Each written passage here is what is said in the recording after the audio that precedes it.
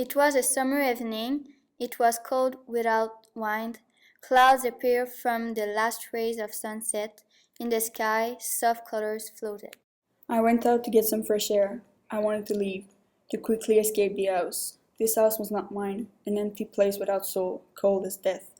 All these people refused to see. I was afraid of them. Everything that could happen, everything that happened. I ran over. My footsteps were heavy, but not as much as the bitterness that clogged up my heart. Everything was planned. Everything was already preconceived. They wanted to hurt me. They did not understand what I saw. The further I could remember, I reviewed these visions of horror. These visions that imprisoned me and attached me to the past with more strength and aggressiveness than a whole army. I turned constantly, and this is why I failed. It's over. These words sounded hollow in my mind. They were empty. I left for good. My memories flown gently. They were at the lowest abyss of my heart. They were dead, dead like my soul and my love for life. I needed a lifeboat, a raft rescue. All these years waved between fantasy and real life had dried me up. I found a bench in the park near a bush, and I failed. I suddenly woke up not knowing where I was. The pill, the stream, the smell of antiseptic, the hit, a bench in a park. Those memories were blurred. They tried to come back, but they were not enough strong. I analyzed the situation. My white shirt too white, my white pants too white. I wanted to rip them off, but I realized that they were the only thing that I had. Air. I needed air. For once, this air was pure. I breathed, smelled, and tasted. It went through my nose and filled my lungs. I slowly breathed out. With an empty stomach, I walked. I saw a small bar.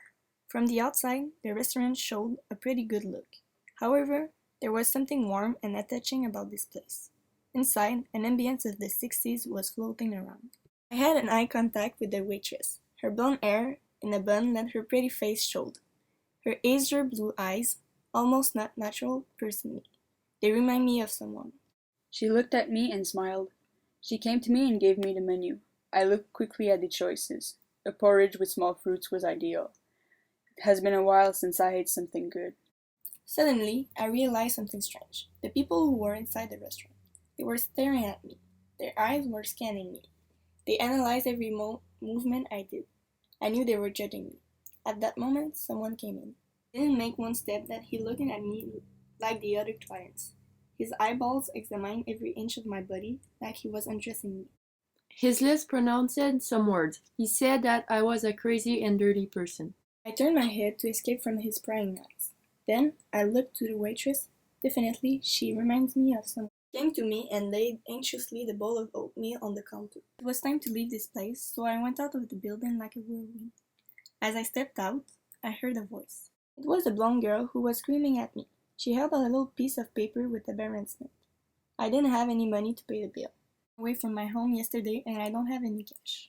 She was going to negotiate an agreement with me. A man joined the conversation and said that he would pay for me. I recognized his voice. It followed me in my Calvary all those years. He has a clear, crisp, and deep voice, the type of voice that you never forget. No stuttering, no false note, no stress, no emotions, nothing. My heart skipped a beat. He was pounding, freaking. My legs were shaking. He took his wallet out of his pocket. He was contemplating the money hidden in it.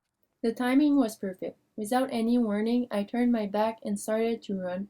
I turned my head. The man had left the money to the waitress and was after me. Even if he was kind of old, he was pretty fast. I had to do something to distance him. I ran for a while, did not stop, did not slow down. I heard him scream at me. He shouted that I had to stop for my own safety. The world around me was blurred. Everything got totally uncleared. As everything got darker, I saw a lighthouse close from where I was. It lighted each of my footsteps. It made me believe. It saved me from drowning. The sun was burning out. I limped to the tower near me. My legs were weak. I looked up and understood a huge water tower right in front of my eyes coming from nowhere. I breathed in, breathed out. I stopped. I noticed something abnormal. The structure was swaying, shaking. Suddenly, the bolts that maintained the tower started to vibrate. A screw was expelled and rolled to my feet. A thin streak of water slid on the side. Bang! A second one, a third one. Billions of bolts projected in the sky. The principal tank got bigger and smaller. The steel squeaked and creaked. Slowly the image got clearer. The mantle twisted while the water sprang. The thing became a face. A pretty specific face, the man with the white blouse. The mental monster started moving and his lips spluttered these words. You should have stayed. It was for your own good. The liquid of the tower got brown and full. The beast's maw started to poop. He spat reviles.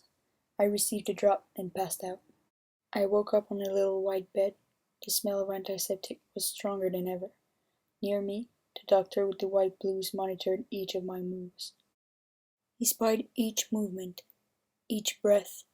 He probed me with his blue eyes that seemed so evil, so vile. He prescribed me some medicine to calm my psychotic state and control my seizures. My psychosis decreased, but I knew that I would never be able to breathe the air so pure, so free. I'll be there in this institute, and I will never come crawling out. I sink in my madness, the intricacies of my own reality. I will drown in my demented ideals. This will become past. The future will turn to present, but everything will be illusion.